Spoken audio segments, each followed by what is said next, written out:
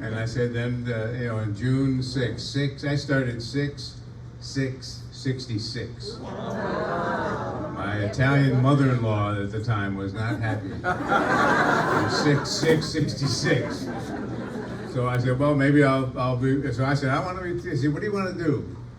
And I have to say that I have, to be somewhere for 58 years and undergo different ownership changes that we've had. I am very grateful that I was able to kind of hang in there and keep doing that for 58 years. And it was the company that finally said to me, what do you want to do? So in this day and age when you always feel that urge and you're being shoved out the door, I really didn't feel that. And last year they said, contract's coming up, what do you want to do? I said, well, maybe, how about a half a year? I said, then, I'll wrap things. I started on June 6th. I was at Ithaca College, which you mentioned. Graduated on the 4th of June on a Saturday. Came home on a Sunday and started at Channel 13 on Monday. I'd actually worked there the summer before, so I was familiar with it. But that was so I said, I'll do that, and that'll be a good time. So, but again, people always say, well, you could have done 60. It was just last night, I was going through Facebook, and sometimes the comments people make come together in a strange way. And I was reading one that said, congratulations on your 58 years. How appropriate. I said, how appropriate? 58. 5 plus 8 equals 13. So now I have a new answer. People say, why 50? I said, well, I had planned all along. 5 and 8, I guess I probably could have gone to, I could add up some different combinations of 13. So when I talked to Garth, we came up with a topic that I've used, a generation of idiots. I hope not. And I will share a little bit of that, but since we have talked and since we set this up, so much has happened in my life. I was at the St. John's Brickyard out in Brighton this week, and it was a volunteer recognition luncheon, but we spent most of the time talking about the history of broadcasting and what I've seen, and a lot of this does pertain to that, what I've seen over those 58 years and how things have changed. Even tonight when we're dealing with modern technology. I love technology. This is new to me tonight that I'm able to, I brought a computer and I brought cables and go, no, you don't need that. All we have to do is just hook this up wirelessly. We haven't seen the finished product yet, but we don't need it right away, so we're good. But I was talking about that, the title, and I don't know if you recognize that quote at all, but it's often attributed to Albert Einstein, and it's one that I saw in an email, and I think probably on Facebook, and it was one that says, and this was Albert Einstein years ago, obviously, I fear the day that technology will surpass our human interaction. The world will have a generation of idiots. Now, when we think about that, we probably have all thought that as we look around. We just came back from Aruba a few weeks ago, and wherever you go, you travel, wherever you go, people are on their phones. People are bumping into each other on their phones. I walked down a hallway. I can't tell you how many people I've said hello to because I think they're talking to me, and they're not talking to me. They've got the thing in their ear. And I go, how are you? Oh, you're not talking to me, are you? You're talking to someone else. But it's a scene that we've seen over and over again, and we've seen it. Wherever you travel, if you go to an airport, you see people who are just constantly. Everybody's looking down. I mean, everywhere you go now, this is what you see most of. You go to a restaurant, this is what you see: people looking down all the time. And it's easy to kind of make fun of that and think about it, but I thought, you know what? That's what our communication is now. We may kind of say, well, that's the younger generation, but how many of us have iPhones and smartphones? We all do. We've all become a part of that, and that's one of the things that I think we have a challenge for us to keep up with. And I get a kick out of it. I have a business card. I hope I have one in my pocket. This is my business card. Nice. Now, this audience, as I look around, probably knows what this is. Right? It's a couple of things. One, it's my business card. On this is my email and the Twitter and the phone numbers and all of that. It's also a reminder to me of the worst speech I ever gave. It was the Collide Savannah High School graduation. Now this, if you figure it out, who knows what this is? Right, this is what we put in the 45 record. I had a young gentleman from our heads up all of our web operations at night, and he came to me and we were talking about music, and he said he was into vinyl. I said, "Whoa, you're into vinyl now," because kids are getting back to that. I said, "Well, you must know what this is." He goes, "No." I said, "Well, it's for a 45. He goes, "What's a 45? See, vinyl, the albums are coming back. They're familiar with that. I said, 33 1/3, 45, 78. I've been through all those ages. I've been through those. So I said, this is the adapter that we used to use. It's called an RCA Spider. They invented it. And I was talking to somebody the other day, because apparently over in England, they kind of built this into the 45s. So it was a little D shape. I guess you could punch it out if you wanted to and put it on the 45 spindle that a lot of us had. But if you didn't want to, you wanted to put it on a regular turntable, you could. So anyway, back to my Clyde Savannah, I thought, I'm going to use this. I had them printed, Clyde Savannah class of, I think it was 91, I'm not sure.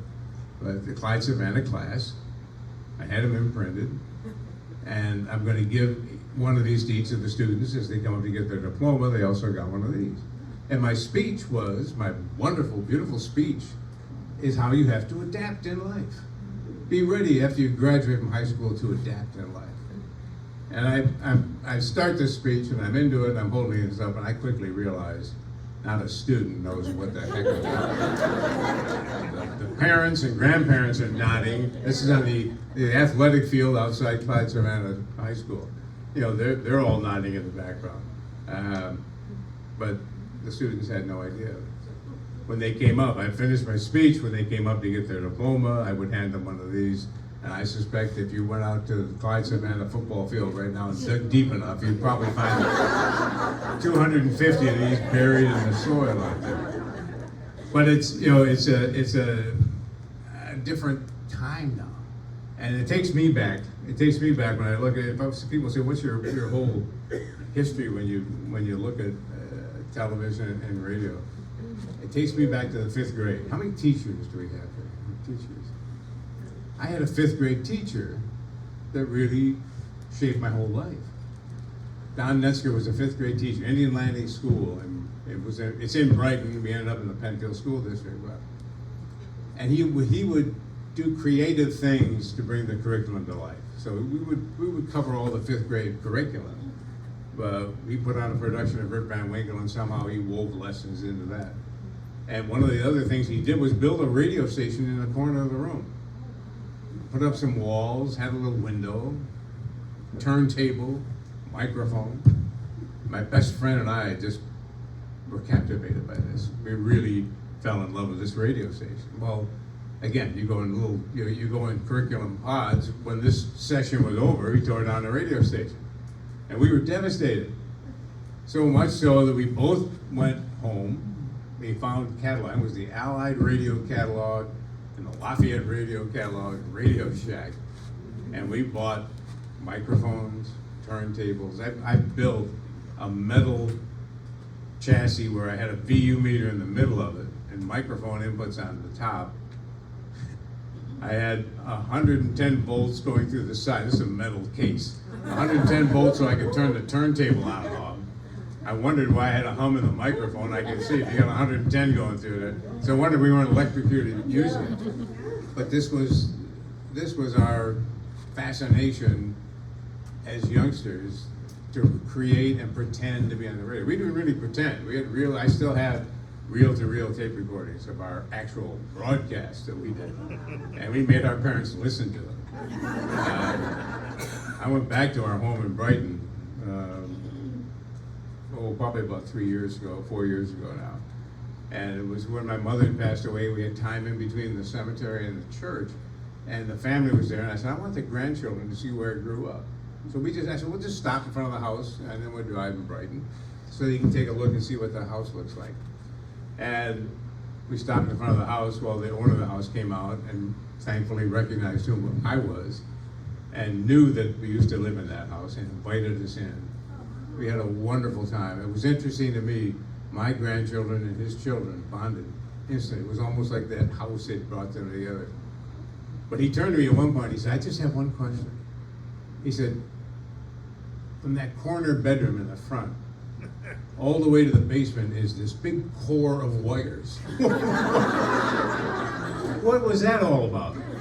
I said, well, we had a microphone cable for our remotes. You know, so we had that microphone cable reached out into the yard because we had to have, you know, interviews on the scene outside. You know, I had another one going to speakers because anyone in the house had to gather around the speaker and listen to what we were talking about. So I said, this is what it's all about. So he said, well, finally I know what this is all about. I'm sure at my friend Pete Burrell's house, you know, the same scenario is unfolding. Whoever has that house now. He went a different path. He went on to Hollywood, worked on films like Jingle All the Way and The Natural. I remember The Natural with Robert Redford. When that was being done in Buffalo, he was one of the producers. And we had Wanda Miller and I were doing Morning Break at the time. And we were able to bring busloads. We recruited busloads of our viewers to dress in the period of that time, go to Buffalo. Sadly, it was pouring rain that night. They never shot a frame of film, but Robert Redford came out and was very gracious about it. But it, again, brought us together to where we are. So I look back and I think of the technology that I have been able to witness over the years. And it's interesting in a way. I was talking to a reporter the other day. I said, in a way, we've almost come full circle. I don't know if I should stand. Is that better if I stand now? There's a little puff coming out of there, but I said we've come full circle. When I started at Channel 13, and I'd worked the summer before, I was very lucky to work at what is now Channel 8 for 3 summers right out of high school. I don't know how they hired me. I had no skills at all. They hired me as the summer relief engineer. Speaking of engineers, we're doing some work down on the sound system now. But they hired me as a summer relief engineer. And I remember reporting the first day, going into the control room, saying, I can cue up a record, I can turn on a microphone. Beyond that, I don't have an awful lot of skills for engineering. And by the end of the summer, whoever was on vacation, I had to fill in for. So one week I'm running the studio camera when Tom Decker was doing the news and Bob Mills doing the weather. Another week I'm in the film lab splicing commercials into the feature films. Another week I'm on the audio and the radio. It was AM FM radio at the time. So Gary Smith and Will Moyle, some of the people who were doing radio shows, I was able to be the engineer and cue up their records and run the microphones. So I had a wealth of experience that, it was after doing that for 3 summers, I went to Channel 13. I said, I'd really like to have a summer job here. And I knew they had an opening for an announcer.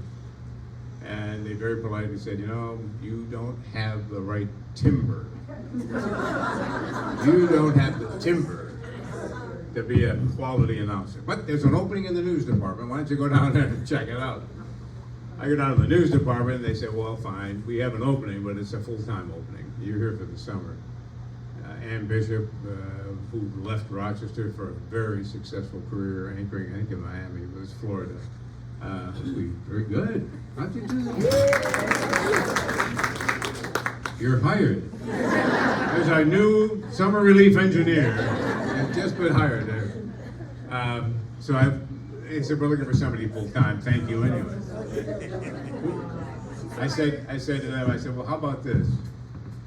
Hire me to fill the vacancy while you look.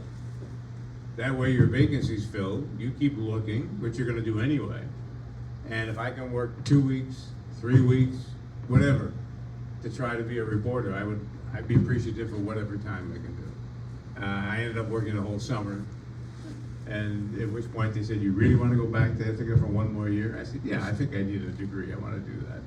Well, we can't make any guarantees. But when I graduated, obviously, that's where I went. But I said, we've come full circle, because when I went in there that first day, they handed me a Bolex camera with black and white Kodak film. And said, go out and cover the news. Go to this accent, go here, go there. We would bring that film back, we would wait an hour or so for it all to be processed for the day. We'd sit down in the newsroom and we'd watch that film. and then decide what we were going to put on the air. And as I was telling a reporter today, then I would go in the film edit area and crank that film through and cut it and splice it and glue it together. But they do electronica now. They can't believe we used to do that. I said, but that's how we do it. I remember one day I was at the downtown county office building, and the news director was interviewing somebody, and I was kind of learning what to do. And they said, we just had a robbery at the Household Finance. I don't know if they still have Household Finance company. We have a robbery at Household Finance. So while we're doing this interview, take the camera and news car, go down the street to Household Finance and shoot video, or film of this. Well, it was a camera I'd never used. I'd used a Bolex camera. This was a Bell and Howell, but I figured it's a camera. But back then, you had to have a light meter, and it wasn't like it automatically exposed. So I'm taking a light meter reading inside this Household Finance, and I'm going, because we all sat down when it was processed. I said, this is too light or too dark. I'm going to be embarrassed when the film comes out. The film was unrolling. We were watching all the film process for the day, and my film comes up, and the exposure is perfect. But it's upside down. The Bell and Howell camera had the button on the top. The Bolex had the camera button on the bottom. I just figured it was the same. They were able to twist it somehow in the gate before it was threaded up and get it through there. But that's how we covered things back then. 1971, the Attica prison uprising. I would drive a news car down to the prison all by myself. I'm talking on the two-way radio in the news car, and I'm suddenly realizing I'm not talking to my station anymore. And I realized I'm talking to Channel 2 in Buffalo. They're the same two-way radio frequency that we had. And I said, well, I'm on the way to the prison. And the guy said, well, I'm in a helicopter, and I can see your news cars. Take the next left. This is before all of them out engages we have now. Our phone's telling us, take the next. This is a guy up in a helicopter telling me, take your next right. The prison is over there. And he kind of guided me in. But if I wanted to talk to the station, obviously it was too far away. I had to go to a payphone across the street, which 10, 15, 20 other reporters were waiting to use at the time.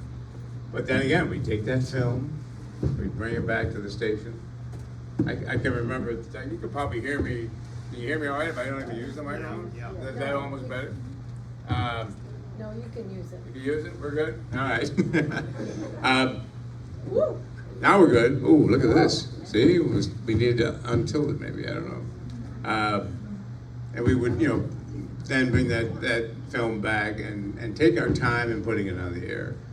Obviously, I've seen so many changes. We decided when Channel 10 at the time got the first color film processor, we didn't have one. We were so competitive at the time. There was a Dynacolor lab out in Brockport that could process color film. So we would shoot all morning till noon with color film and send it out to Brockport to be processed. After noon, we would shoot black and white film that we could process. And so at 6 o'clock in the news, you might see a story that the interviews are in color and the other video was in black and white until we finally got our own processor to do it. And so much has changed from that technological standpoint, bringing us back to the phone that we have now. And I think we've really witnessed that in so many different forms. I can remember the first time we ever did a live remote. That was Epcot Center. I was sent down when Kodak opened the Kodak Pavilion at Epcot Center. And we had a satellite truck the size of a tractor trailer. And we were so emotionally thrilled that Dick Burke could be sitting on the set in Rochester and I could be on the same newscast live from Florida. It was just amazing to us. Fast forward now, there's an app that we all Zoom and do that anyway, but there's an app that we've had on our phones now that I can, as soon as I open it up, it'll pop up on a monitor in the newsroom, in the sub-control room. And I can be live on the air with my phone and the quality will look almost the same as what you see when a reporter's out in the field now with a live truck or what we call a live view. We don't even use live trucks anymore. We used to send a satellite truck out, or we used to send a microwave truck out. Now they have a little backpack. And in that backpack, they plug in their high quality camera it goes out and grabs not one or two, it grabs, sometimes you have a tough time making a call, you'll blame us. It grabs all of the cell phone signals and combines them enough to make a high quality feedback to the station. And we're on the air instantly. And that, I think, could be a challenge for us because it gives us a sense of immediacy, which is good from a journalism standpoint. We can get things on the air faster. But it also doesn't give us that time we had to really kind of think about a story, digest the story. I mean, if it was Attica, if it was the Rochester riots, we had to bring that film back. We had to process it and decide what was going to be used on the air. Now it happens so quickly. It can be on the air instantly. And it comes from everywhere. Everybody has this phone. Everybody's on TikTok and Twitter and Facebook, and they're putting up video and saying, here's some video to use from that. And we have to be very careful. We have to make sure it's video that either we have and then we'll use our own, or you have to vet it to make sure that it is genuine. There have been many instances now where television stations will put a picture of something on the air of something that happened, and we find out it was 4 years ago. The picture's 4 years old. So we're very, very careful now as to how you do that, and looking at it. I think the one thing that really kind of stands out to me now is just that with that sense of immediacy, the care that we have to take, the changes that we have to make almost every day. People often ask how the process, how do we put that newscast together? And it's constantly going on throughout the day. Reporters and photographers are out there gathering the information. The producer will put it together. I get in the afternoon and we'll go through and say, well, what do we have and what order is it going to be in? And then pretty much go in and tweak whatever writing to make it fit a style or the way that I feel we should be presenting it. And while all of that has changed, I don't think that, hopefully the fundamentals of journalism have not changed that much. When I talk to groups like this, people always, the couple of things I will get from people are, I've watched you for over 50 years. I can't tell you where you stand politically, which is the biggest compliment I always tell them. That's the best thing that I could hope for. My job is to simply tell you what happened today. That being said, that's going to be a challenge as we move forward because you don't need that newscast as much as you used to. We had two of some college kids come through a few years ago. I can remember asking myself, how many of you grew up in a household where the family sat down and watched the news every night? And every hand would go up. I had one lady the other day say, it was supper time in our house, and Dad would say, time for Don and Dave. David Muir and Don, time for Don and Dave. I said, we should have thought of that as a promo years ago. But then I would ask that same group, how many of you sit down and watch the 6 o'clock news today? Not a hand goes up. So the business is changing. And we have to find, I think the challenge, I say we, because I'm going to be done with that portion of it within a month. But the business is going to have to find a way to make those newscasts meaningful. I think we're getting there, but the bottom line is, used to be, what happened today, I'll tune on the 6 o'clock news to find out. Now it's, I know what happened today. I know what the stock market is. I was telling somebody the other day about ski reports. We used to spend 5 minutes at night. And Swain has a 4-inch base, a 12-inch base on 6 inches of powder and spray. We would read all of his ski reports. We would read all of the stock reports. We get that all on our phone now, and thankfully it's good that we do. But that is I think kind of put a burden on us to reshape what that daily newscast is going to be like. It may be just a more in-depth look at some of the stories there. Here's, this happened, but did you know, here's the story behind what happened. Or it could be those feature stories. That's why I love the bright spots, because, and that happened years ago. A gentleman named Marv Jacoby. His wife, Florence Jacoby, was a burn nurse at Strong. And one of the nurses that took care, remember the Mohawk plane crash here in Rochester?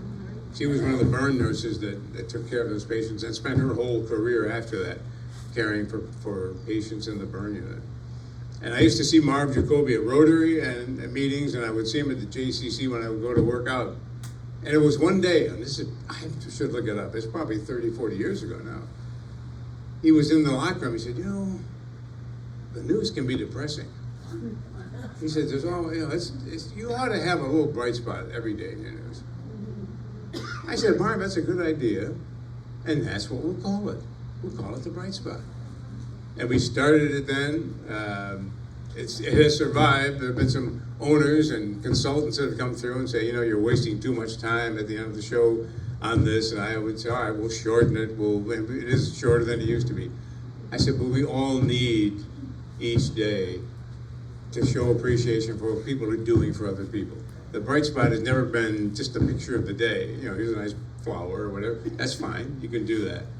But we try to make that bright spot something that shows what people are doing for other people, the good things that people are doing.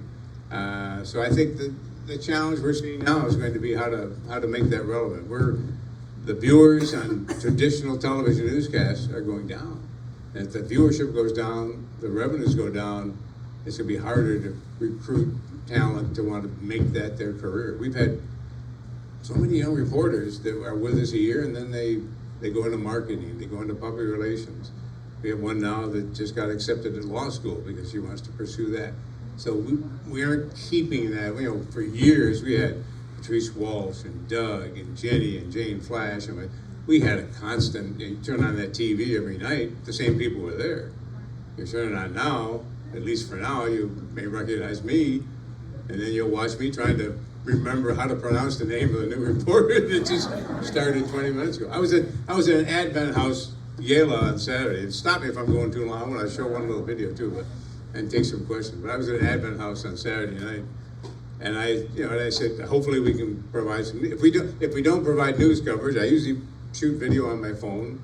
I've got some wireless mics I carry in my pocket, and I'll do a story and bring it in the next day.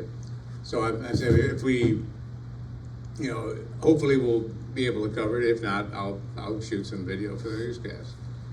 And I'm there, and I see a photographer come in, and I heard her ask one of the people who could she talk to, and I went over to my wife. I said, I think Channel 8 or 10 is here. I better start taking some video. My wife, who tends to be a lot wiser than I am most days anyway, she says, you sure that isn't one of yours? I said, I don't think so. I said, I know we have a new woman that started, I think her name's Julia, but I'm not sure. I said, let me mosey over there. So I walk over where this interview is taking place, and I look at the microphone. I go, well, that's our logo. Now I'm embarrassed because I'm pretty sure it's Julia, but if I go up to someone that's in the newsroom and I probably met and I haven't seen because she works a different shift, and call her by the wrong name, that's really going to be embarrassing. So I just kind of glided in and said, if you want me to help with the interview, I'd be glad to do that. Only because what happens is if they go out alone, they line 3 people up and take a shot, then they walk over to the microphone and interview them one at a time. When it goes on the air, you've got 3 people, and only one of them is talking, and the other 2 are standing. I said, well, I'll do an interview, you can zoom in a little bit and try to work it out. But the bottom line was, when she left, I thanked my wife, first of all, for pointing me in the right direction. But I also said, when it gets to the point, maybe that's the time you know when it's time to retire. When it gets to the point you really aren't sure who the people are around you. And I've gone through that. I said, I used to work with my peers, and then the reporters could be my children. Now they could be my grandchildren. They're at that age. I said, maybe that's the time to wrap it up a little bit. It doesn't get back to the full, the whole speech that I had on a generation of videos would have taken you back to Samuel Morse and the beginnings of the telegraph and the telephone. And so I think I probably spared you from that. I've done that one a couple of times, but again, that was just the way to kind of look back. At that point, I think it was, I won't go back and look at my notes, but I think it was Samuel Morse who was out of town, and his wife was very ill, and they had to deliver by horseback a message to him that by the time he got home, she had passed away. And inspired him to do the telegraph. What was it? What hath God wrought? I think was the first words that he tacked down on that. That was another part, and I don't want to get off too much on a tangent, but when I was in the Army for basic training, at the end of basic training, they said, you know, you move on for training, you're going to radio school. Hey, that's good. That's what I do for a living. I was in the reserve. I said, this is gonna be perfect. 8 weeks of Morse code. Wasn't quite the radio school I thought it was going to be, but it was 8 weeks. So I do have, and it might be fun if I can get this one back on. It was at the 50th. Let's see, if this comes back out, will automatically go back? We don't know. It doesn't, so where is my technical guru? Is she still here? I'm here, but Very good. We got it yet. You can I came across here, and now we're going through that at work, find and it somehow. if I had my way, I would quietly disappear into the sunset. We had a wonderful celebration when I had 50 years, and that's what I'm going to cue up here now. A bright spot I did after being at the station 50 years, because to me that kind of summed up a lot of what I wanted to say. And of course the station keeps saying, we got to do this, we got to do that. And I said, well, I've kind of done that. We talked about it, and people know that. And they go, well, no. And I forget, well, you know, that's been 8 years. So everybody in the newsroom is probably new. They haven't seen it. There's probably a lot of new people here. There are people come back now. That's somebody the other day said, you know, I grew up watching you. I moved away for 40 years. I came back to town and you're still there? I share a story. I don't know if I shared it here. One of my favorites about being recognized. So I'll share that while we're trying to get this back on time. But, you know, being on, there's always a fun part of being on television, being recognized. I mean, it's part of what we do it. We want to be journalists. We want to do the right thing. But there is that little bit of ego when, you know, people recognize you, watch you do things. So this is probably 20 years ago now, so it's a little, you have to kind of picture me 20 years ago and Here it is. connecting. So 20 years ago or so, I'm going through the McDonald's in Henrietta. It's on West Henrietta Road. I'm on my lunch hour. And I'm going through the drive-thru. And there we go. Oh, not tight. I'm going through the drive-thru, and I get to the first window to place my order. And I can tell pretty quickly that the young woman behind the window has recognized me. She didn't say anything, but you get that sense, which is further reinforced when I get to the second window to pick up my food, and there are 5 people standing there. So yeah, so I'm a little puffed up, you know. It's just kind of, and the one woman in front says, I can't believe it. I just can't believe it. Our McDonald's here in Henrietta, Bob Barker is like.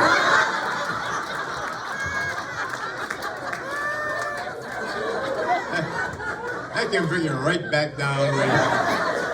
That's where we belong. Now, I don't know. Is this volume? We have to turn the volume up, or we're all set, Bob? This was. I'm gonna sit here for a second. If this works, so I wanted to do a bright spot for my 50th, and I've done bright spots, and I've done poems and things, and I said, I don't know where it even came from. The inspiration was to do something in the spirit of Dr. Seuss that would sum up my career. So this is what we came up with.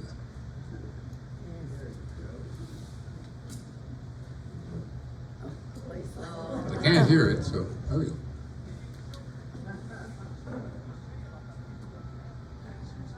We're gonna have to, let's see, there's no audio, so you have to, I can hear it very, Yeah. so we have to bring this up, or have to bring this up probably, you know, on the computer. Volume. So let me stop here.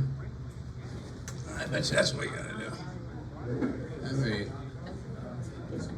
stop this, see that. back that up. My goodness, I'm spoiling all the surprises here. So we got, if I go to volume, all right, let's see. All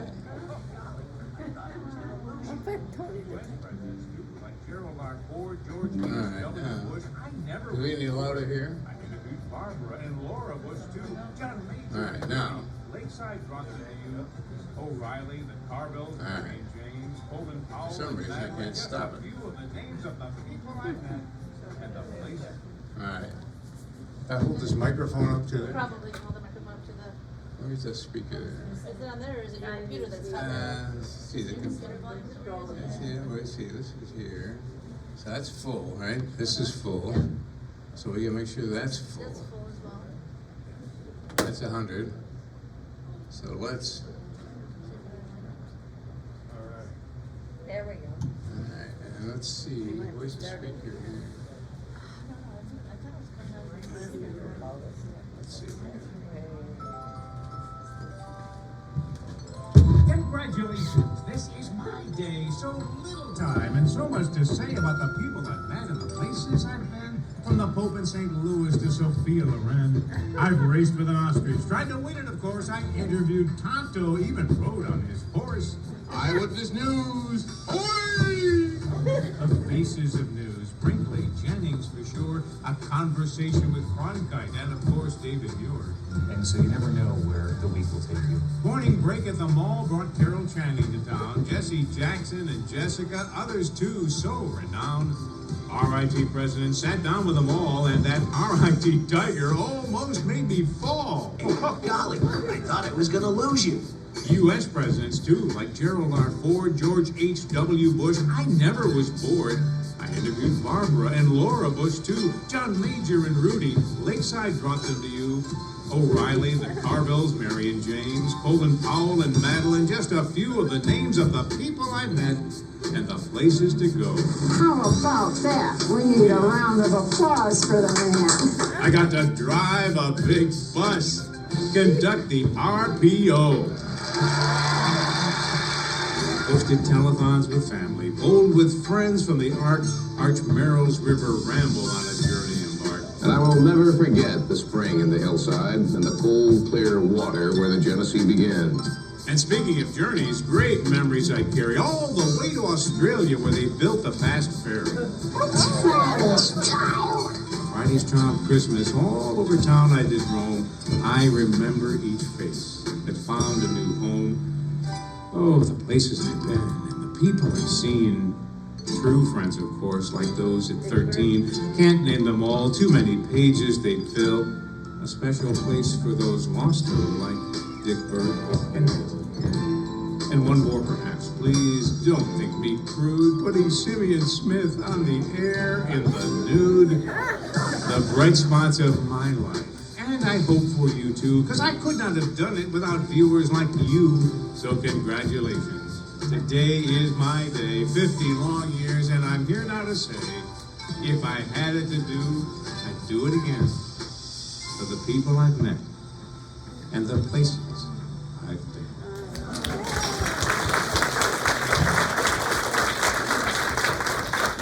And they keep coming back to me and say, now can we do something new? I go, that kind of says it all to me. I mean, it really does. I have had such a wonderful journey and meeting so many people. The interesting thing, that piece ends with viewers. And we started something on the air tonight. I said, well, my last bright spot, at least the one I do on the air, I want to thank the people who watched. I thanked all the people that gave me interviews. I thank the people I've worked with. And it's probably one of the things that happens to us the most when you're on television. People go out and say, I see you every night at 6, but you don't see me. And so I'm saying, I want to see you. I want people to send in just a picture of themselves or a picture of their mother or father or someone that watched the news. And on that last day, on that last bright spot, they had that huge screen behind us. One at a time, I want these pictures to come up, and my goal is to fill that whole screen with people. Just so I can say thank you to the people that have been watching, because that's, I wouldn't be there. You can do all the fancy things you want in this business, but the bottom line with television, if people don't turn that set on and welcome you into their homes, you're not going to stay there for very long. And so to stay for 58 years has really been an honor for me. And I hope on June 6th, I hope we fill that screen behind us with all of the pictures. So with that, if you have any questions, I don't know what your normal, I look at them, it's almost 8 o'clock, so I figure if I were you, I would be saying, hey, wrap this thing up so I can get home. But yeah, go ahead. Take us through a typical one day of your life. Yeah, lately, and this has been, I've also been blessed in getting used to this. I was able to stop doing the 11 o'clock, just do the 6 for the last couple of years. But you know, but I'm still in that night mode. So people say, "You want to go for lunch?" I don't think I've been to lunch in 58 years. I just don't do lunch. I go to Rotary meetings at noon, but I have a cup of coffee because my typical day 9:15. By the time I get up at 9 or 9:15, my wife has already been on the treadmill at 6 a.m. and done 6 miles. You know, and she's in the kitchen. So I will get up 9:15, and I'm checking through at that point the email, seeing what stories we're going to cover for the day, offering suggestions, because a lot of times, just by being here, I will be able to, you know, by having been at the station, I can give a little perspective of who to contact or how to follow through on the story. I'm probably the only one in the news department that looks through the obituaries every day, because there's often someone that was a town official or somebody from years ago that I know they wouldn't know who it is. So that'll, you know, then, you know, the morning is now sometimes, and this has been more fun lately because of this modern technology, a photographer will go out, let's say at 10 o'clock in the morning, and they will shoot video for a whole story, do interviews and do a whole story. I am able at home on my computer to access that video, to look at it, to log it, to pick sound bites. I write a story, put it in a rundown, which I can do from home. When we moved and downsized about 7 years ago, I built a studio in the lower level. So I'll go down to my studio and I'll record the audio portion of that report. I'll send it all into the station. And by the time I get there at 3:30 or 3:45, that story is edited and ready to put on the air. You know, so that part of the day, you know, sometimes I'm putting a story together. By 1 or 1:30, I'm off to the JCC. They set the clock by me when I come through the door. And I used to run 2.5 miles. Now I walk 2.5 miles. But I do the track, and you know, people say, "How's your life going to change?" I said, "Well, probably instead of looking at the clock while I'm at the JCC, figuring I got to get out of here at a certain time to get to work to be on the air, I'll be able to just do what I want to do, and probably, you know, get home a little later. But the gap between when I've been getting home, which is probably 6:45 or 7 after the, you know, by the time I got here tonight, it's about the time I get home now. So by that time, I'll be, you know, probably slowing down the day a little bit. So a typical day then, when I get to work at 3:30 or 4, I've been online or talking to the producer during the day and have a pretty good idea of what we're doing. But they'll say, "Can you write this story? So-and-so wrote this story, take a look at it and change it." And I usually will, often just for my style. We still have young people out of journalism school that write like they're writing for the newspaper, which is great. I keep telling young people, they go, "Do you have any advice?" I say, "Go to the mall." "What do you want to go to the mall for?" "I don't want to shop." I said, "No, I don't want you to shop. Go to the mall and sit in a chair." I got a lot of them now. And look at people. Look at everybody that walks by. And remember, that's your audience. And when you write a story or you deliver a newscast, deliver it as if you were talking to them in the mall. It doesn't have to be formally written, and, you know, talk to them. Tell them what happened. Don't make it sound like a written newspaper article, because people, you're only reaching one person at a time. You know, I'm looking at a whole room full of people right now, but I'm really talking to each one of you one at a time. And it's like any public speaker, you kind of focus on the people that nod or look around. People that you know are paying attention, you tend to come back to. You know that from preaching, I'm sure. Many years, you know, I can remember once, you know, one person in the audience says, "Not everything I said, they were not." I said, "This is great, this person's on my wavelength." My speech was over, I sat back down, they were still. There was a little twitch or something there, but you know what, it got me through that speech. I was built up during that speech, figuring I'm getting an endorsement on steroids from this person. They just had a little prick in their neck, and they were, you know, whatever it was. Yeah. I'd like to address the issue of the overuse of the word breaking news. That's what I was gonna When I was say. growing up, breaking news, John F. Kennedy assassination, Bigfoot. You turn on the TV, everything is breaking. Everything news. is And breaking. the overuse of the word why. It's the boy who cried wolf. I keep saying it. You know, the term, gonna say the same. everybody started using that term. I don't know why we use it. Mostly because it's going to be flashing on the screen if I have to open a newscast. A lot of times I say we continue to follow some.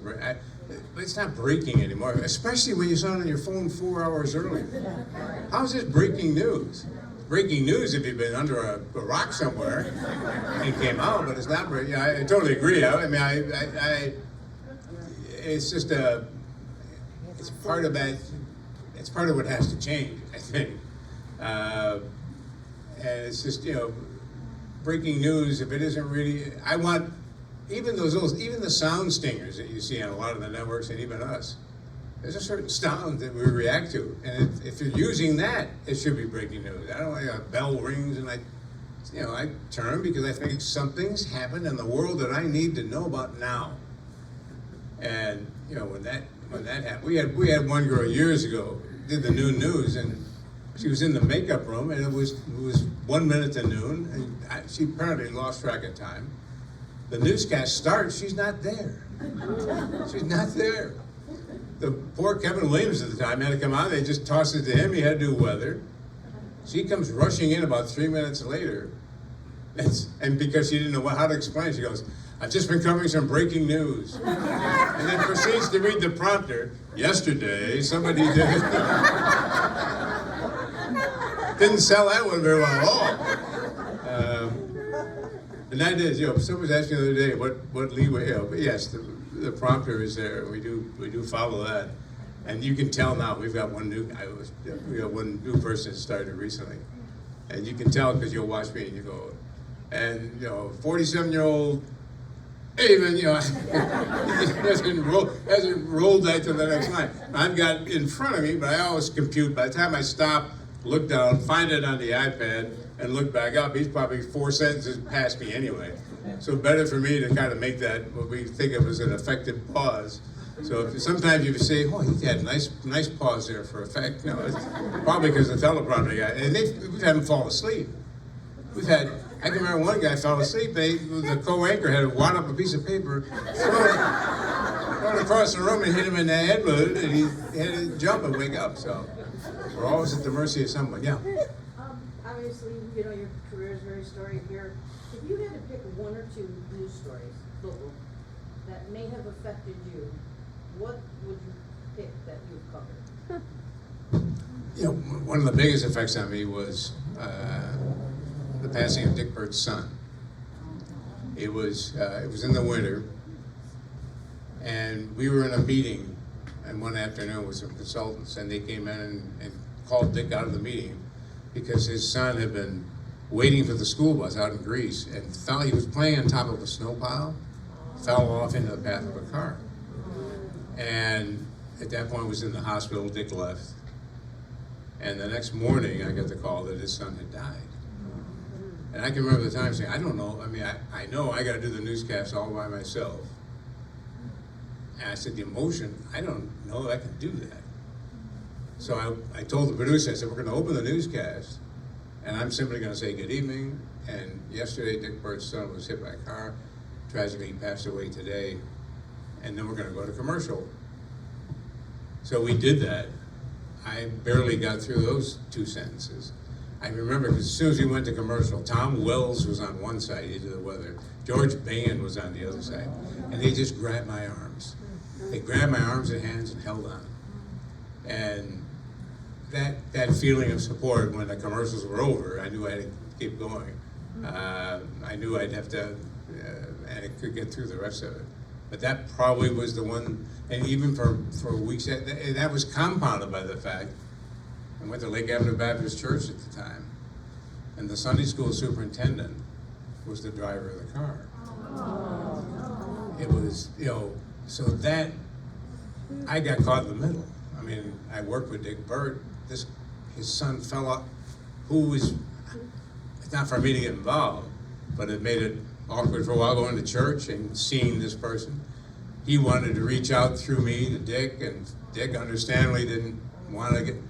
So that was if you talk about tough ones, that was probably one of the tough ones. The fun one, she was on a quick flash frame when you saw her go by. Glenna Oberdorf. They've been trying to find her family because she's passed away. But Glenna, we didn't have bright spots as such at the time, but I love doing feature stories. I love putting other people on TV. People say, what are you going to miss the most? I said, it's putting the spotlight on other people. I just love that. I mean, people always they look at a painting that somebody did for the LPGA of my career, and in one corner is Peter Jennings, and the other corner is Johnny Carson.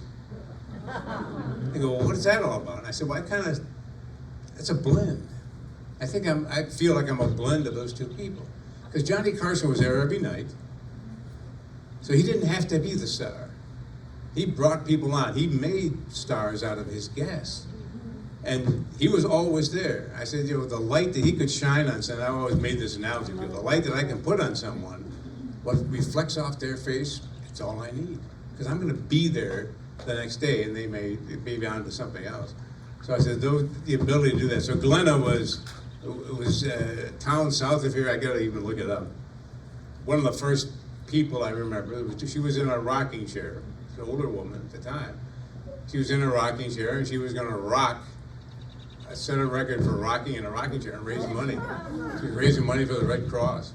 So I went out there, we hit the song, Bill Hayden in the comments, Rock Around the Clock. It's the first one I ever set to music. And it was in a rocking chair next to her, and we were trying to get in sync, and we just had fun doing it. So I've always, people say, what's the fun one? And the other highlights, of course, you saw some, just the people, whether it was through the job or through Lakeside Hospital or one of the other groups that I was able to meet. And the stories that shaped this community, from the ice storm to the fight organization with Franklin Florence and Kodak. That was another challenge for the church. I keep bringing up Lake Avenue, but George Hill was the pastor at the time. And the Council of Churches, he was the head of the Council of Churches. The Council of Churches was very much involved with the fight organization. They took on Kodak, and I think at the time, probably Lake Avenue Baptist Church had 20 or 30 families, if not more that were linked to Kodak. It was Kobe Chandler, the eventual CEO of Kodak, would be part of that. That was a tough, then when you enter, I'm covering it, I'm going to Flemington, New Jersey with the black and white film camera and a Sony cassette recorder, because we had no sound camera. And I'm trying to record Franklin Florence yelling, "Produce John Mulder," the head of HR at the time, because they weren't hiring enough blacks. And so I'm covering that story, and that was that tough time between the upbringing. That being said, I brought up Lake Avenue enough.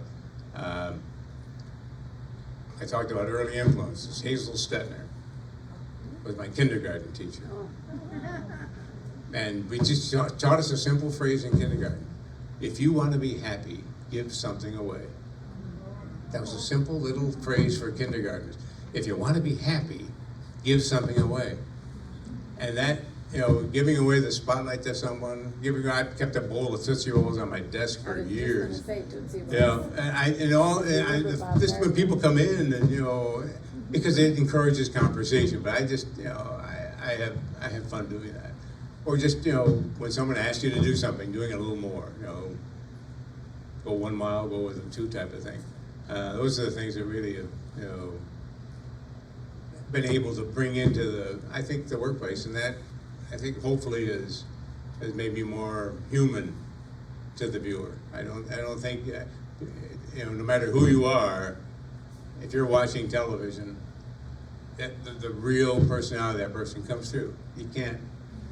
Some people may be able to do it, but I don't think you can really. That's why the people that we've been with, whether it's Bill Peterson. That was another one that was tough when he retired. When he retired and ended up, he'd been in the Air Force. I don't want to keep you up, but he'd been in the Air Force and had radiation for Hodgkin's, and that weakened his lungs and his heart muscles. And he ended up on a ventilator, and it was. He wrote on his little pad, said, "I'm going to high noon on a Saturday. We're going to stop the ventilator." And he said, "I want Don to be there with me." That was 10 o'clock that morning. I get a call from his son, Bill, right up to the end. He wrote on the pad, "Call Don. He's usually 15 minutes late,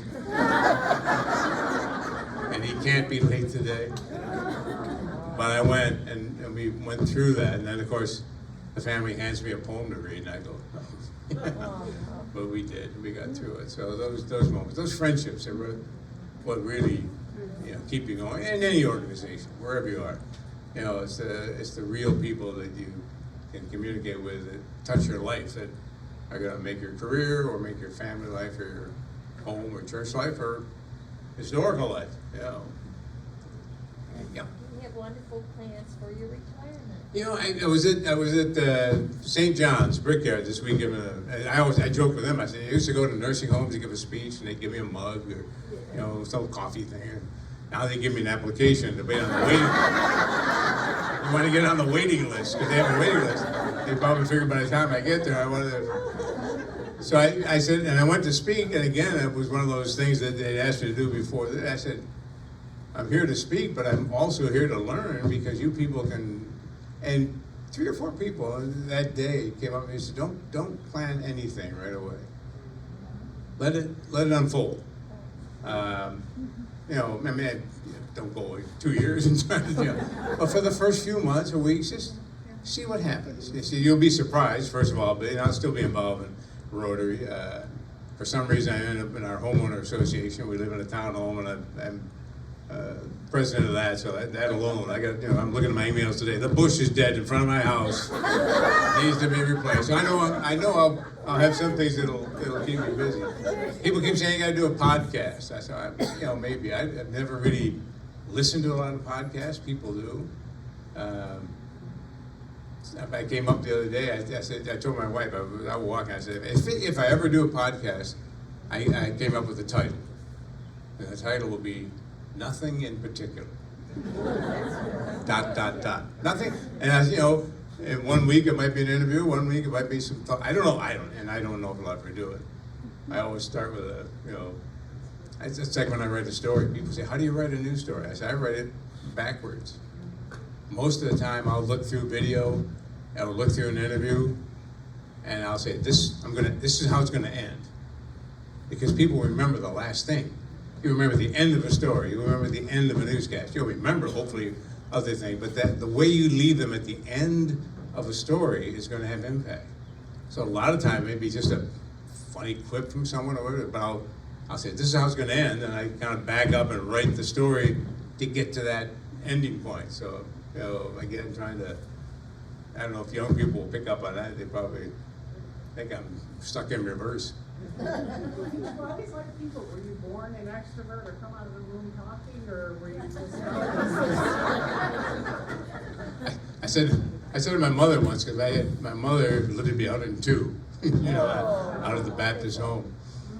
And my sister was 10 years older, and my brother's 6 years older. In between, there was another son that was born full term but passed away. I finally looked it up on the birth certificate because nobody talked about it back then. I said, "Well, where is he? Is he buried? He was born, stillborn, or whatever it was." I said, "But he was full term." "Well, we don't know. We don't know what ever happened to him." So I said to my mother, "Well, if he had lived, well, how would your life have been different?" She said, "Well, we probably wouldn't have had you."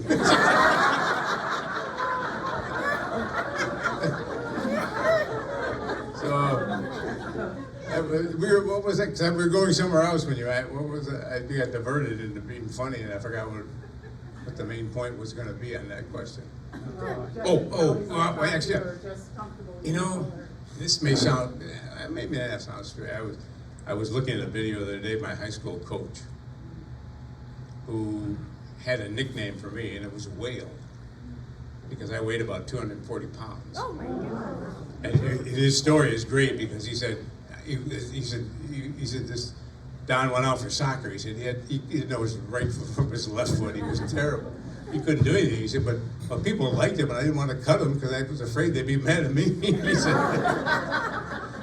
but I was nicknamed Whale because I grew up overweight, and that I think made me an extrovert because I had to do things to be. I was the guy that wanted to be funny. I wanted to be noticed. And so being overweight like that, I was never included a lot. So I always had to make that little extra effort to be somebody. So I think that was probably, not that I encourage people to have fat kids. If you want your child to be successful, make sure they're overweight.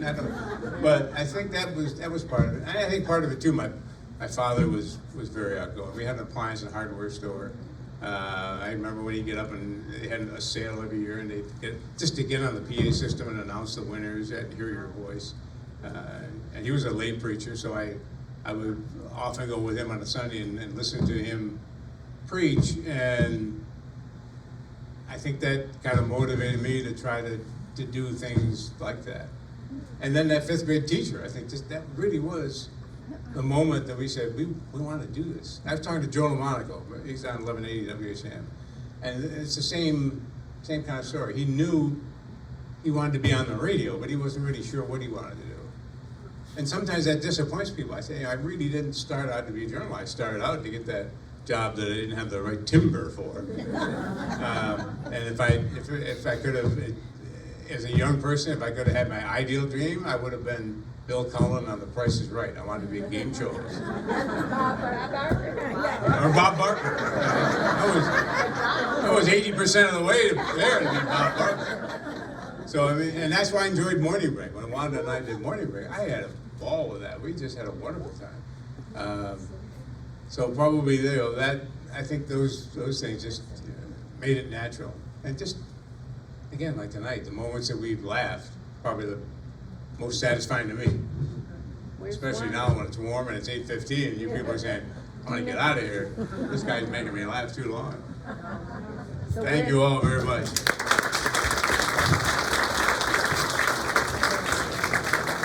Thank you, Don. It was absolutely wonderful, wasn't it? Yeah. I feel very privileged because I had the opportunity to peek behind the curtain. His mother lived at the Baptist home for several years, and of course I was there for an eternity, and so I got to know her very well. And your aunt lived there as well. Yeah, I mean, Yeah, your father's sister, and his dad would come almost every week, and they would go down to the chapel. And I don't know whether your dad was a professional musician or not, but he used to pick out the hymns on the piano, and the two of them would sing together. Religiously, he did this, all right? So I'll give you a little peek into where this guy came from. Also the historian of Lake Avenue Baptist Church. So I can tell you right up front that the two of them were shakers and movers, and I knew Hazel Stetner well. She helped raise my children. Okay? So Don, And thank you. her daughter now is a preacher, She's married to the pastor, which was really great because I got to get off all the boards. Conflict of interest, right? Anyway, so thank you. One quick story from the Baptist home. My dad would go there and visit, and he was getting on in age. And this speaks to good security at the Fairport Baptist home at the time. When he went to leave, he wouldn't let him out. He stopped him at the door and said, and they're trying to guide him back in. He goes, I don't live here. He goes, sure. I don't live here. Did they ever give him an application? I don't know. A couple announcements. We got 50-50. We'll do that in a minute. And for those of you who stuck in the back door, we'd like for you to sign in. We keep track of, not necessarily you, but we do keep track of numbers. So before you leave, if you'll sign in out the front door, you're still welcome to go out the back. 50-50?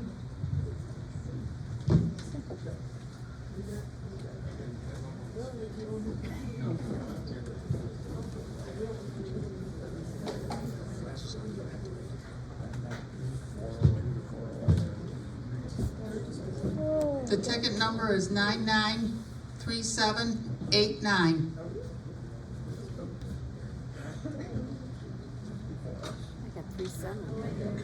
Wait.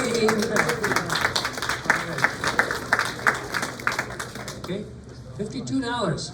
62. My wife tells me I need a hearing test. Huh?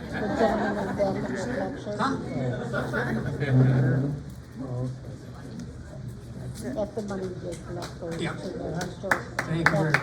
Thank you all very much. I'm glad you all came. See you next month.